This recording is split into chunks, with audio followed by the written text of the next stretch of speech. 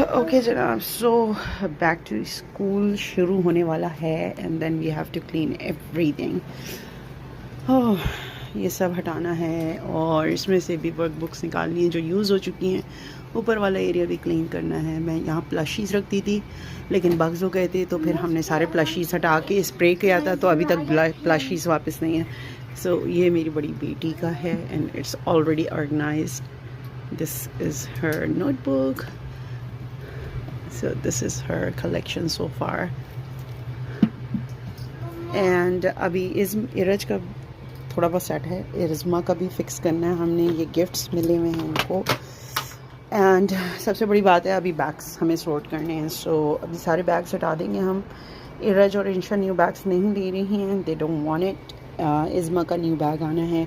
इसके अलावा मैंने जो सैटरडे स्कूल जाते हैं लोग, इस्लामिक स्कूल अपने, तो उसके लिए मैं ऑलरेडी ये वाले बैग्स ले चुकी हूँ। शोल्डर क्या कहते हैं, भूल भी गई अभी तो मैं।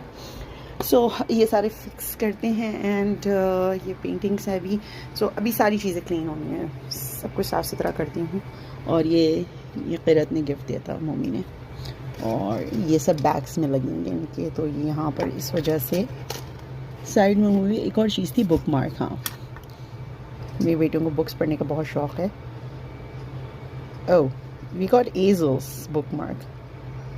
I think we need to exchange. So this is Isma's and we got Azel's bookmark. So Azel से exchange करना पड़ेगा।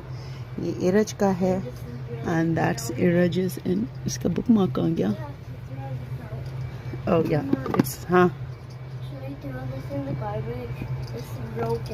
हाँ, so if it's broken then throw it away.